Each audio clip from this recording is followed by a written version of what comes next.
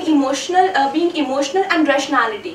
आप कह रहे हो कि जो हमारी इमोशनल साइड है और जो हमारी लॉजिकल साइड है, प्रैक्टिकल साइड है, एक इमोशनल साइड है और एक प्रैक्टिकल साइड है, उन दोनों में बैलेंस कैसे बनाएं? सर हम मतलब चाहते हैं कि हम प्रोग्रेस करते रहें, बट जैसे फ्रेंड्स के साथ टाइम स्पेंड करना है, फैमिली के साथ स्पेंड करना है, और फिर हम बाद में सोचते हैं कि काश ये वरना वहाँ स्पेंड नहीं किया होता, कुछ पढ़ाई कर ली होती तो मे भी हम ज्यादा प्रोग्रेस कर पाते। तो ये भी बहुत सारे माइंड में आते हैं। इवन मतलब फैमिलीज के साथ टाइम स्पेंड करना बेटर लगता है, स्टिल बाद में फील होता है कि काश पढ़ाई करी होती है, कुछ और किया होता। और कई लोग ऐसे भी होंगे जो बहुत ज़्यादा पढ़ाई कर ली, उनको लगता होगा काश मैंने फैमिली के साथ में टाइम स्पेंड किया होता, अपनी पूरी लाइफ जब खेलने की थी तो मैंने पढ़ पढ़ के निकाल दी, अब मैं क्या खेलूं, अब तो मेरे जोड़ों में दर्द रहने लग गया है। ऐसी ऐसी चीज़ें भी आती हैं। तो बेसिकली एक कॉन्फ्लिक्ट है कि मन कर रहा है कुछ और करने का, करना हमें कुछ और पड़ता है, दोनों के प्लस माइनस है। एक चीज और, सर सेंसिटिव होने में और इमोशनल होने में क्या डिफरेंस है? क्या ये सेम चीज है और there is some major difference in that? Sensitive होने का मतलब है कि यहाँ पर जो भी कुछ है you are sensitive towards it. कोई और है उसकी फीलिंग्स के लिए you are sensitive towards it. आपको पता है कि मेरे आसपास में क्या हो रहा है, कौन कैसा फील कर रहा है, ये है सेंसिटिव होना। इमोशनल होने का मतलब ये है कि आप सेल्फ सेंट्रिक हुए पड़े हो, कि हम बस अपने बारे में सोचे जा रहे हैं और रोए जा रहे हैं, व्हाटएवर इट इज। हो सकता है हमारे आसपास में जो हो रहा है हम उसको देख ही नहीं रहे हैं, हमारा ध्यान वहाँ पर है ही नहीं, क्योंकि हम अपने इमोशंस में उलझे हुए हैं। ये छोटा सा फर्क है इमोशनल होने में और सेंसिटिव होने में। हाँ, आप क्या पूछ रहे थे? Like if you have taken a decision and you're following it with all your heart and all your mind on focused on it, लेकिन कभी-कभी ऐसे situations आते हैं, circumstances, maybe your parents or peer pressure, कि like कोई ना कोई distractions आती रहेंगी, वो लोग मतलब they try to influence your decision कि नहीं तुम थोड़ा कुछ और कर लो या कुछ modify कर लो, you do this is better, and तुम्हें भी uncertainty होती है कि ये होगा या नहीं होगा, so like which way to choose, the easier one या फिर वो uncertain path which you want to do, बहुत ऐसे decision नहीं बनता। It's an excellent point। देखो इसको ध्यान से समझना, जो चीज़ मैं बोलने वाला हूँ, ये बड़ा एक इंटरेस्टिंग पॉइंट इन्होंने टच किया है। What she is saying is कि मैं कुछ कर रही हूँ और लोग जो है मेरे, जो रिलेटिव्स भी हो सकते हैं, फ्रेंड्स भी हो सकते हैं, वो बीच में आ करके मेरे को कुछ ना कुछ बोल रहे हैं या कुछ ना कुछ समझा रहे हैं कि जो तुम कर रहे हो ना ये ठीक नहीं है, इसको ऐसे कर लो, इसको वैसे कर लो, या इसके साथ में ये भी कर लो, इसके साथ में वो भी कर लो। तो अब यहाँ पे दो एक्सट्रीम हो सकते हैं।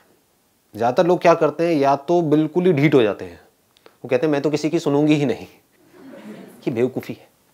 दूसरा एक्सट्रीम क्या होता है कि जिसने भी आकर के कुछ भी सलाह दी उसकी बात मान गए, तो हमारी इंडिविजुअलिटी खत्म हो गई, है ना।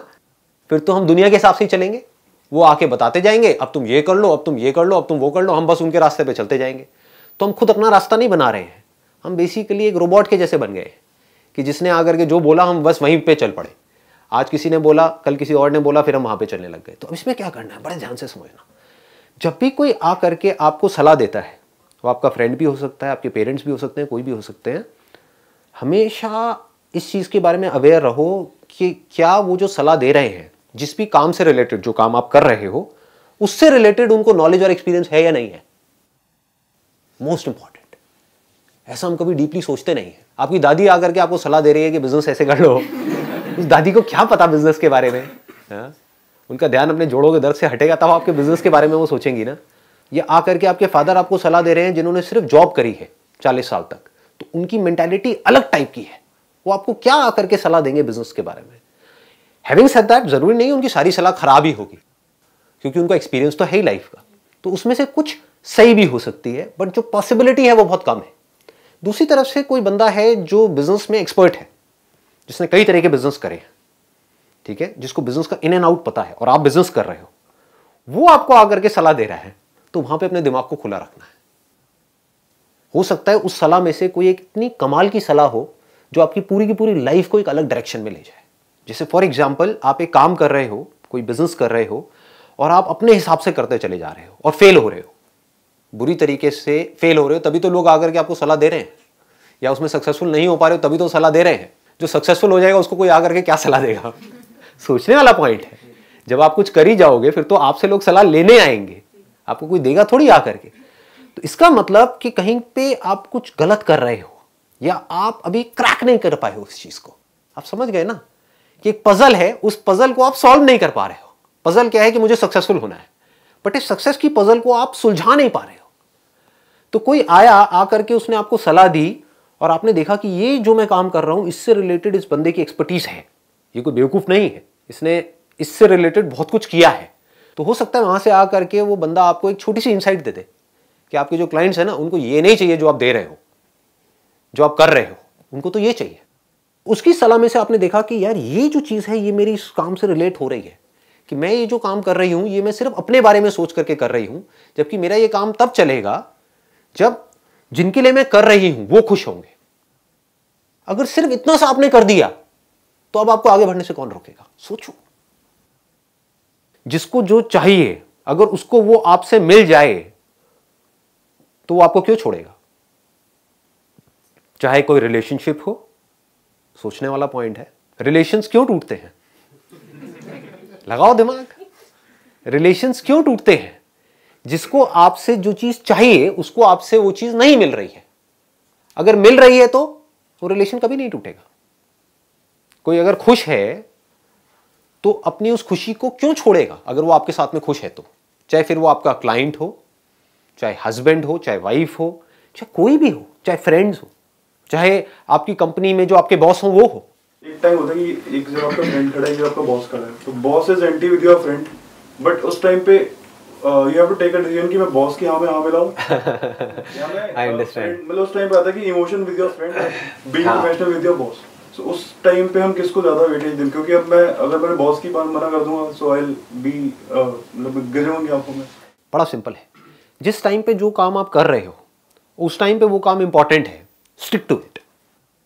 जब आप बॉस के साथ में हो अपने फ्रेंड को क्लियरली बोल दो कि जब मैं बॉस के साथ में हूं या बॉस के सामने हूं तो आई एम एब्सोल्युटली प्रोफेशनल।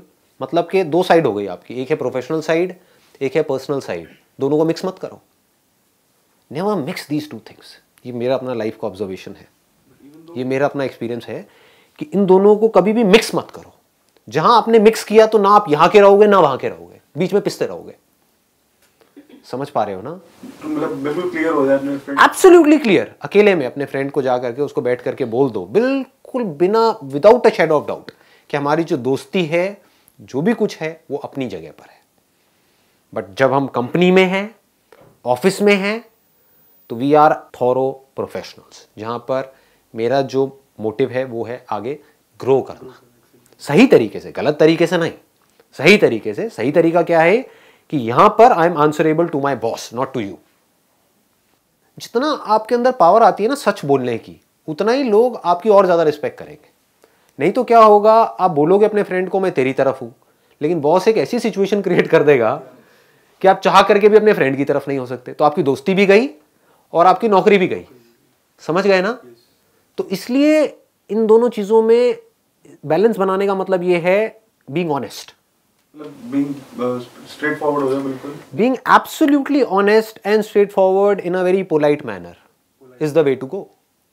जब मैं ऑफिस में हूं तो हम एक दूसरे से हो सकता है कॉम्पीट भी कर रहे हैं हो सकता है, why not, if you are there in the same department, तो एक ही पोस्ट के लिए आप कॉम्पीट कर रहे हो, तो बोलो वहां पर हम कॉम्पिटिटर्स हैं, लेकिन जब बाहर हैं तो हम दोस्त हैं।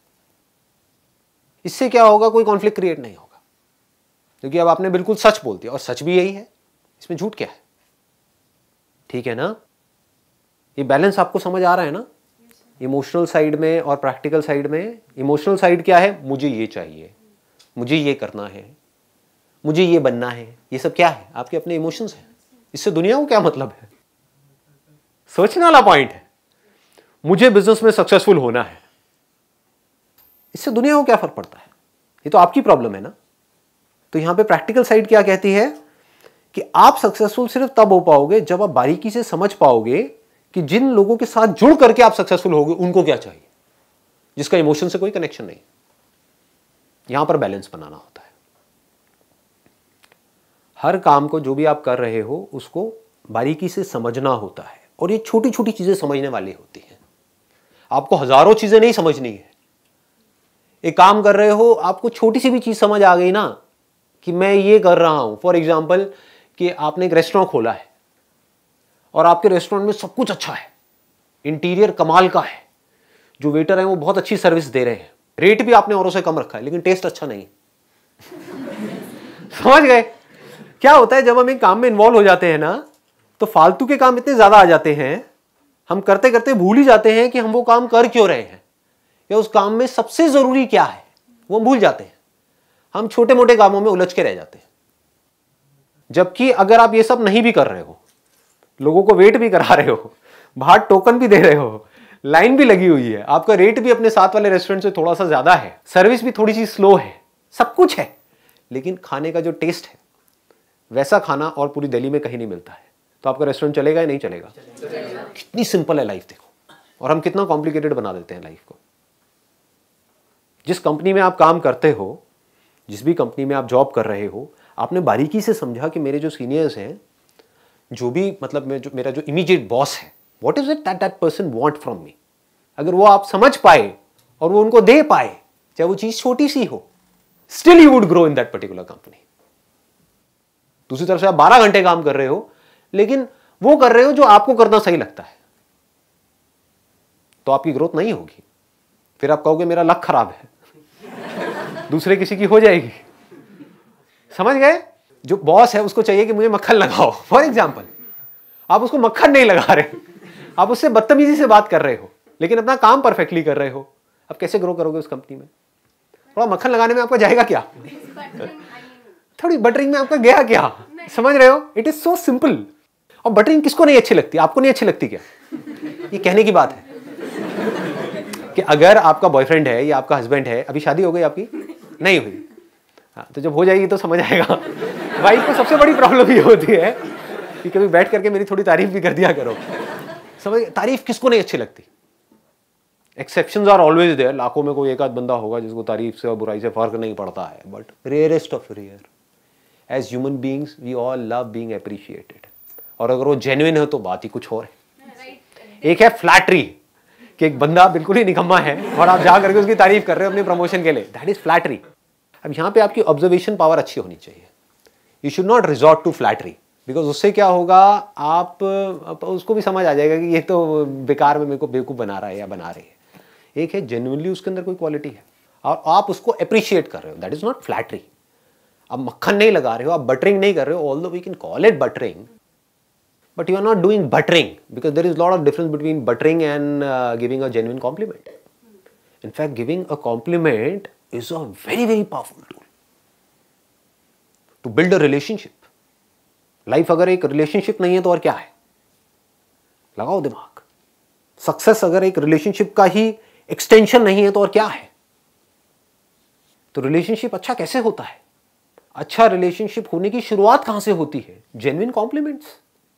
और बताओ कैसे हो? जेन्युइन कॉम्प्लीमेंट्स, मतलब कि सिर्फ बोलने के लिए नहीं, जेन्युइन।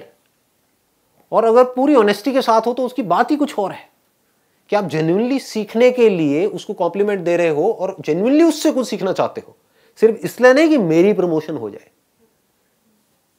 समझ गए फर्क? कि आपका जो बॉस है, सपोजिंगली उसके अंदर कॉन्फिडेंस कमाल का है, बाकी उसके अंदर सारी नेगेटिव क्वालिटीज है। बदतमीजी से बात करता है, ये है वो है पॉलिटिक्स है, वो अटरम शटरम गुस्से में रहता है, बट कॉन्फिडेंस कमाल है कि जब वो बंदा खड़े होकर के बोलता है 10 लोगों के आगे तो एक अलग ही पावर है उसके अंदर। तो आपने क्या किया, जा करके उसको जेन्युइनली ये कॉम्प्लीमेंट दे दिया जो और किसी ने नहीं दिया। और लोग क्या बोलेंगे, सर आपकी शर्ट बड़ी अच्छी लग रही है, पेट यहां तक है लेकिन शर्ट बड़ी अच्छी लग रही है आपके ऊपर, ये कलर बड़ा अच्छा लग रहा है। तो उसको भी पता है कि ये लोग तो बेकार के हैं, मक्खन लगा रहे हैं, सबको पता होता है, कोई भी इतना बेवकूफ नहीं है। और दूसरी तरफ से आपने क्या कॉम्प्लीमेंट दिया जा करके उस आदमी को कि सर आपका जो कॉन्फिडेंस है ना वो कमाल का है, और अब आपकी आंखों में दिख रहा है कि आप झूठ नहीं बोल रहे हो, आप सच बोल रहे हो।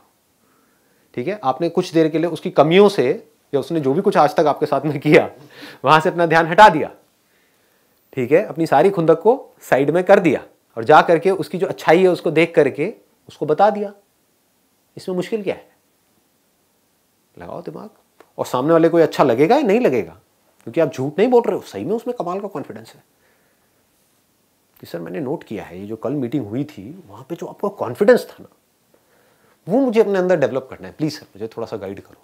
तो आपने दो आपने सीधे हथियार चला दिए, एक जेन्युइन कॉम्प्लीमेंट, एक कि मुझे आपसे कुछ सीखना है। सबको अच्छा लगता है, जैसे ही आपने कहा मुझे आपसे कुछ सीखना है, आपने उसको अपने से ऊपर एक पोजीशन में बिठा दिया। सबको ऊपर बैठना अच्छा लगता है, ठीक है, इसीलिए तो मैंने अपनी चेयर ऊपर रखी हुई है। इस लाइफ की जो बेसिक साइकी है ना, जिस दिन आपको ये समझ आ गई तो आपकी लाइफ सॉर्ट आउट हो जाएगी। ये लोगों को समझ नहीं आया है, इसी को हमारी इमोशनल साइड बोलते हैं। हम इमोशनल क्यों होते हैं? क्योंकि हम अपने बारे में सोच रहे होते हैं। हमें लगता है कि उसने हमारे साथ ऐसा किया वैसा किया, उसने वही किया जो उसके लिए सही है, जिसमें उसको खुशी मिलती है वो वही कर रहा है। आपको दुख मिल रहा है, ये आपकी प्रॉब्लम है। आप भी वही कर रहे हो जिसमें आपको खुशी मिलती है। जिस दिन हमको ये बेसिक सी चीज समझ आ गई ना, लोग दोस्ती करते हैं क्यों? ताकि वो खुश रह सके, उसको खुश रख नहीं सके। ये बड़ी गलतफहमी है। लोग शादी करते हैं क्यों? ताकि मैं खुश रह सकूं। शादी करके डिवोर्स करते हैं क्यों? ताकि मैं खुश रह सकूं। पैसा कमाते हैं क्यों? ताकि मैं खुश रह सकूं। उस पैसे को छोड़ दिया किसके लिए? ताकि मैं खुश रह सकूं। समझ गए ना? लोग जुड़ते हैं लोगों से ताकि मैं खुश रह सकूं, छोड़ते हैं लोगों को ताकि मैं खुश रह सकूं। नौकरी करते हैं ताकि मैं खुश रह सकूं, नौकरी छोड़ते हैं ताकि मैं खुश रह सकूं। तो जब आपको ये समझ आ जाएगा तो लाइफ बड़ी आसान हो जाएगी। अब आपको क्या करना है? रिलेशन कैसे बनेगा? सामने वाले को इससे कोई फर्क नहीं पड़ता कि आपकी खुशी किसमें है। सबको सिर्फ एक चीज से मतलब है कि मेरी खुशी किसमें है।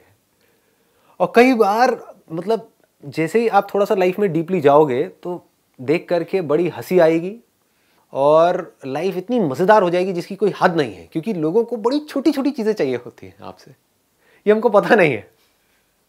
समझ रहे हो?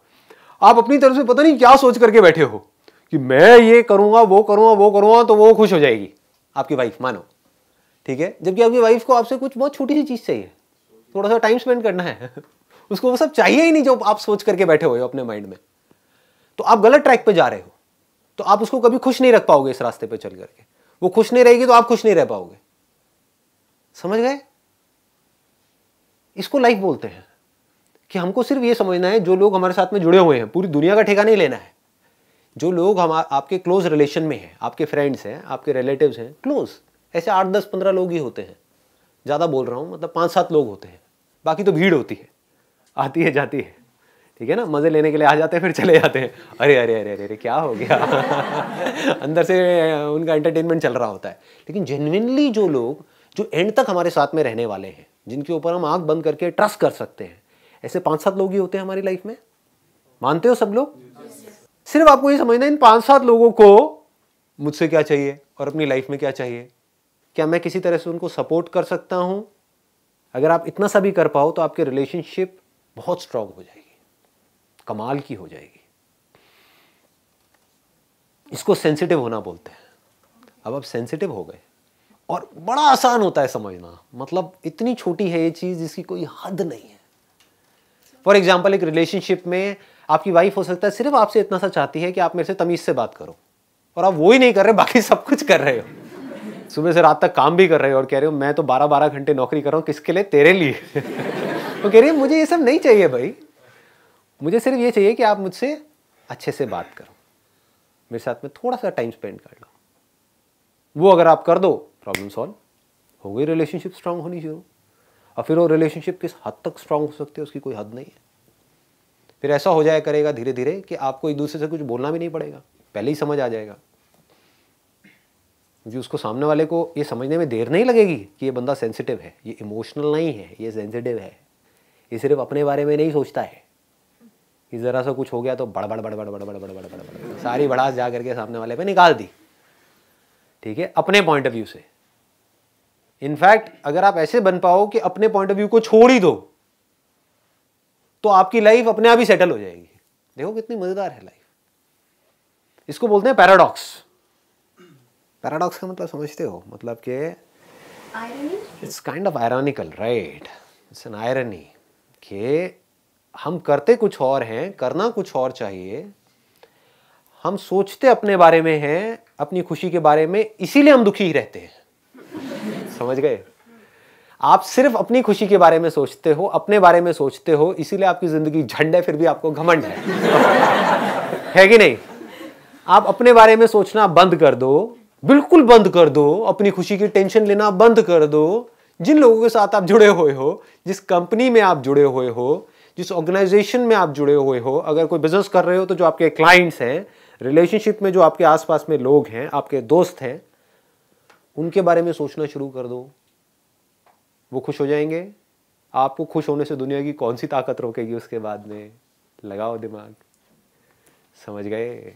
You say you should be honest, but like I'm honest most of the time. But people say you should be manipulative. आज के टाइम पे सीधे लोग कहते हैं कि चाणक्य ने कहा था कि सीधे पेड़ और सीधे लोग सबसे पहले काटे जाते हैं।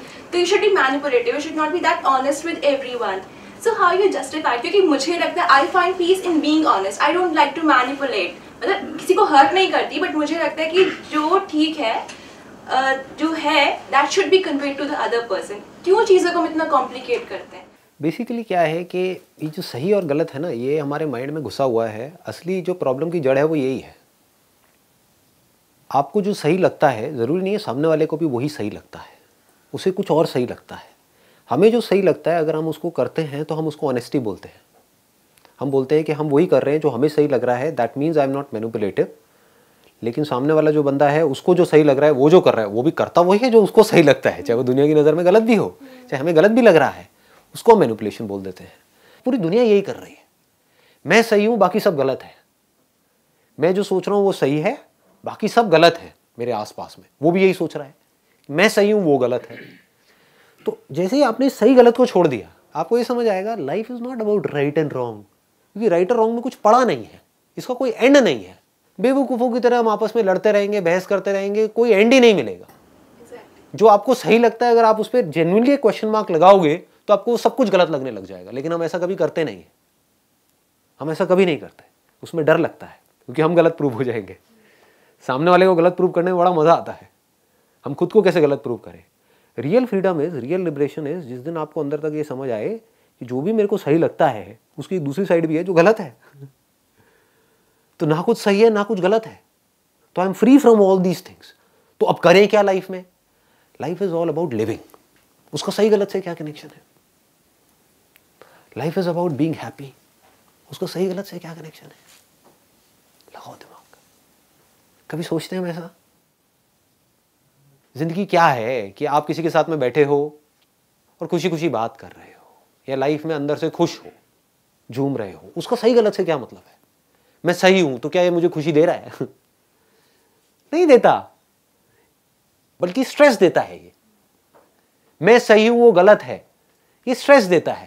क्योंकि वो गलत कभी भी आकर के मेरे पे अटैक करेगा, मेरे अंदर से कहीं ना कहीं वो सही आकर के आगे आएगा और वो सारा कॉन्फ्लिक्ट क्रिएट कर देगा। तो आपको क्या करना है? You need to just let go of all these things. ना कुछ सही है ना गलत है, सिर्फ एक ही चीज सही है इस पूरी की पूरी दुनिया में, वो है खुशी। सामने वाला बंदा है, वो खुश रहना चाहता है। अब उसको मैं खुशी कैसे दे सकती हूँ? मेरी जो वैल्यूज हैं उस पर कॉम्प्रोमाइज किए बगैर, यानी कि मेरा जो कैरेक्टर है, मेरी जो मॉरल वैल्यूज है, I stand for it no matter what. उसके अलावा बाकी सारी चीजें हैं वो मेरे लिए इंपॉर्टेंट है ही नहीं। झूठ बोलना पड़ रहा है मैं बोल दूंगी, किसी को मक्खन भी लगाना पड़ रहा है लगा दूंगी। साम दाम दंड भेद यही है ना चाणक्य नीति। कैसे भी करके आगे बढ़ूंगी लाइफ में, बट जो अपनी कोर वैल्यूज हैं उस पर कभी कॉम्प्रोमाइज नहीं करूंगी। कभी कभी ऐसा होता है कि थॉट्स कॉन्फ्लिक्ट होती है। लाइक आपको लग रहा है नहीं आप अपने पॉइंट पे ठीक हो, और सामने वाला उसको लगता है नहीं वो अपने पॉइंट पे सही है। तो इन चीज़ों में हमेशा कॉन्फ्लिक्ट्स ही होते हैं। अगर हम बात भी करेंगे तो भी लड़ाई ही है। तो उस चीज़ को कैसे हैंडल किया जाए, सिचुएशन को? मतलब आपको पता है कि आप अपने पॉइंट पे ठीक हो, मतलब थॉट्स की डिफरेंस कह लो। ऐसा मैं थोड़ा सा करेक्ट करना चाहूँगा, ऐसा कभी कभी नहीं होता, ऐसा हमेशा होता है। क्योंकि यही तो खेल है ना, यही तो लाइफ है। जो आपको सही लगता है वो किस बेसिस पे लगता है? अपने पॉइंट ऑफ व्यू से आपको सही लगता है ना, अपने लिए सही लगता है ना। उसको जो सही लगता है किसके पॉइंट ऑफ व्यू से? अपने पॉइंट ऑफ व्यू से सही लगता है ना, तो वो भी सही है, ये भी सही है। जैसे ही आपको ये समझ आ गया तो ये आप इसको लाइटली लेना शुरू कर दोगे कि you will not take it too seriously. देखो बेसिकली प्रॉब्लम क्या है लाइफ की, जो भी आप लोगों की लाइफ में प्रॉब्लम है ना, उसकी जड़ मैं बता देता हूँ क्या है। हमारे लिए लाइफ में सबसे इंपॉर्टेंट क्या है वो क्लियरली डिफाइंड नहीं है। तो हम छोटी मोटी चीजों में उलझे पड़े हैं, समझ गए? छोटी छोटी बातों पे हमारी लड़ाइयाँ हो रही है, छोटी छोटी प्रॉब्लम्स हैं, बड़ी चीजों के बारे में तो हम कभी सोचते ही नहीं है। तो अगर आपकी लाइफ में ये डिफाइंड हो गया क्लियर कट, जो आपने अपने लिए करना है कि मेरे लिए लाइफ में सबसे इंपॉर्टेंट क्या है, व्हाई एम आई लिविंग, मैं जिंदा हूं, मेरी सांसें चल रही हैं, कभी भी मर सकता हूं, मैं जी क्यों रहा हूं, मैं जी क्यों रही हूं।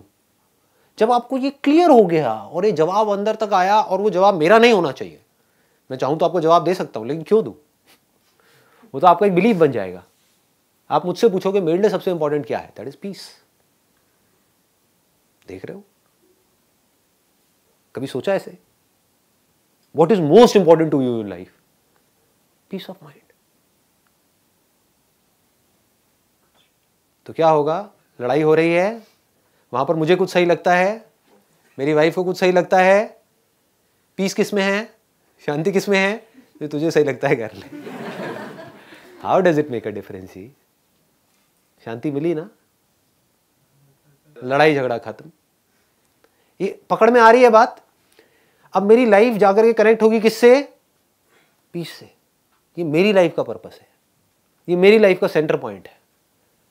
जैसे एक समुद्र में आप लोग भटक रहे हो, एक बोट में बैठे हो, बड़ी बड़ी लहरें उठ रही हैं, निकलना चाहते हो इस समुद्र से बाहर, क्योंकि कभी अप आ जाता है, कभी डाउन आ जाता है, कभी कुछ, एकदम से लाइफ बढ़िया चलने लग जाती है, फिर एकदम से गुक, एकदम से बढ़िया ड्रिक, ऐसे ही होता है लाइफ में।